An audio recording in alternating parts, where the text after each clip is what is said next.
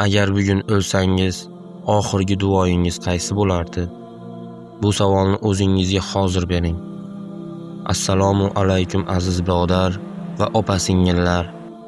Bu dunyoda hammamiz bir savolga duch kelamiz. Nega qalbimiz tinchlanmaydi? Pul bormi? Tinchlik yo'q. Sevgi bormi? Qo'rquv bor.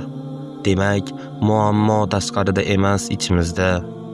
Alloh Qur'onda shunday deydi: ogoh bo'linglar, qalblar faqat Allohni zikr qilish bilan xotirjam bo'ladi. Biz esa nima qilyapmiz? Qalbimiz bo'sh turgan paytda telefonni ochamiz. Xafa bo'lsak, odamga yozamiz. Lekin Robbimizga yuzlanishga shoshilmaymiz. Namoz bu yuk emas. Namoz bu qalbni nafasidir. Agar nafas olmasangiz, tanangiz o'ladi. Agar namoz o'qimasangiz, qalbingiz o'ladi. O'ylab ko'ring, tun yarmida yig'lab, hech kimga ayta olmagan dardingiz bo'lganmi? Shu paytda Alloh yoningizda edi. U sizni eshitdi, lekin siz uni chaqirdingizmi? Alloh sizdan mukammal bo'lishni emas, sodiq bo'lishni xohlaydi. Bir sajda, bir ko'z yosh, bir chin duoingiz o'zi yetarli.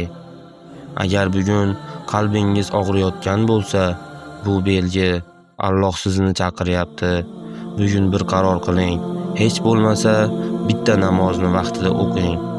Agar bu video qalbingizga yetgan bo'lsa, boshqalarga ham ulashing.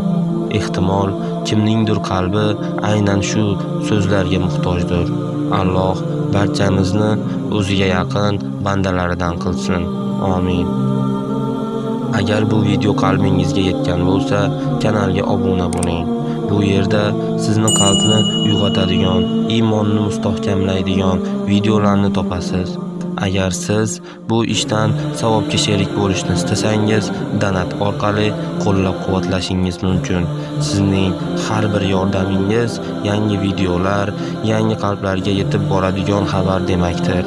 Hatto kichik yordam ham Allohning huzurida katta bo'lishi mumkin. Alloh niyatlaringizni qabul qilsin.